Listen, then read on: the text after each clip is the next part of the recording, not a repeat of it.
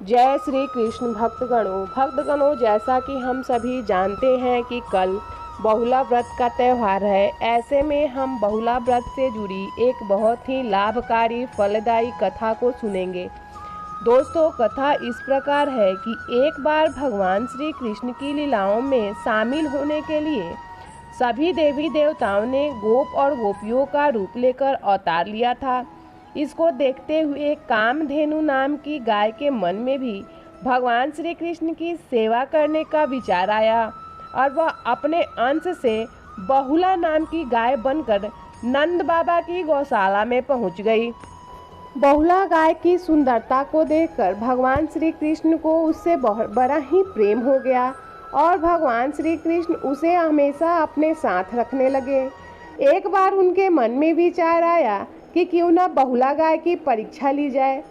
जब एक बार बहुला वन में चारा खाने के लिए गई थी, तब भगवान श्री कृष्ण वहाँ सिंह के रूप में प्रकट हो गए।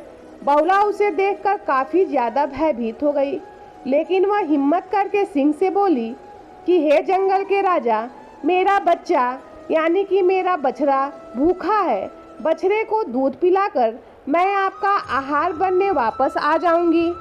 बहुला गाय की ऐसी बातें सुनकर सिंह ने कहा कि सामने आए हुए आहार को कैसे जाने दूं? अगर तुम वापस नहीं आई तो मैं तो भूखा ही मर जाऊंगा। बहुला ने सत्य और धर्म की शपथ लेकर कहा कि मैं जरूर वापस आऊंगी। बहुला की शपथ से प्रसन्न होकर सिंह ने भगवान श्री कृष्ण ने उसे जाने दिया। इसके बाद बहुला अपने बछड़े के पास पहुंचा और उसे दूध पिलाकर वापस आ गई। बहुला के निष्ठा को देखकर भगवान श्री कृष्ण बहुत प्रसन्न हुए और भगवान श्री कृष्ण बहुला के सामने अपने वास्तविक रूप में प्रकट हुए और उन्होंने बहुला से कहा कि हे बहुला, मैंने तुम्हारी परीक्षा ली है और तुम इस परीक्षा में सफल हुई हो। अब से भाद्रपद चतुर्थी के दिन गौ माता के रूप में तुम्हारी पूजा होगी।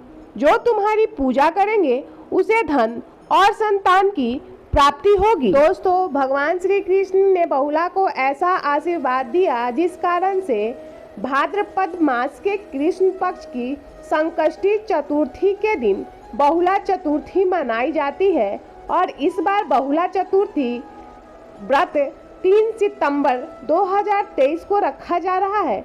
ऐसा कहते हैं कि इस व्रत को करने से व्यक्ति को धन लाभ और संतान सुख की प्राप्ति होती है।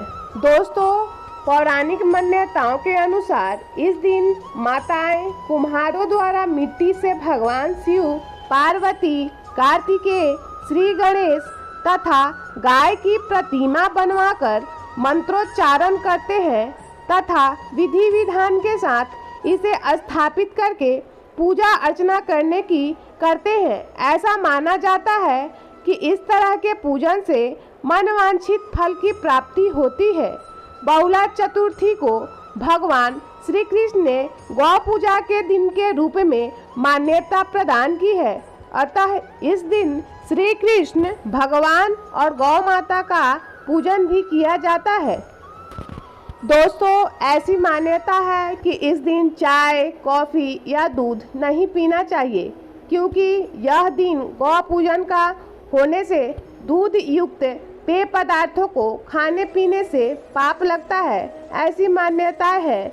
जो भी व्यक्ति, माताएं, बहनें चतुर्थी को दिन भर व्रत रखकर शाम के समय भगवान श्री कृष्ण, शिव जी के समस्त परिवार तथा गाय और उसके बछड़े की पूजा करते हैं, उसे अपार धन तथा सभी तरह के ऐश्वर्य और संतान सुख की प्राप्ति होती है।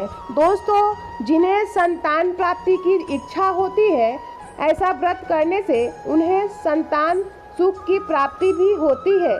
बहुला व्रत माताएं और बहनों द्वारा अपने पुत्र की लंबी आयु की कामना के लिए रखा जाता है। यह व्रत अपने पुत्र के लिए बहुत ही फलदायी माना जाता है। इससे पुत्र की लंबी आयु होती है। इसके जीवन में कभी भी किसी प्रकार की कोई दुख कष्ट नहीं आता है और वह हमेशा हर समस्याओं को बड़ी ही सफलतापूर्वक विजय प्राप्त करता है। दोस्तों, इसलिए ये बहुला व्रत की कथा तथा व्रत संतान सुख की प्राप्ति के लिए बहुत ही फलदायी माना जाता है। दोस्तों, किसी भी व्रत में व्रत के साथ साथ उसके कथा श्रवण करने का भी बहुत बड़ा महत्व होता है।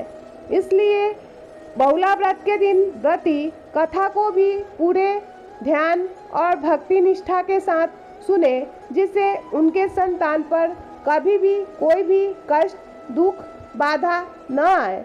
जिस प्रकार से भगवान श्री कृष्ण ने कामधेनु की, उसके बछड़े की रक्षा की, उसी प्रकार श्री कृष्ण हमेशा हमारे संतान की आयु लंबी करे, उन्हें हर कष्ट, दुख से दूर रखे।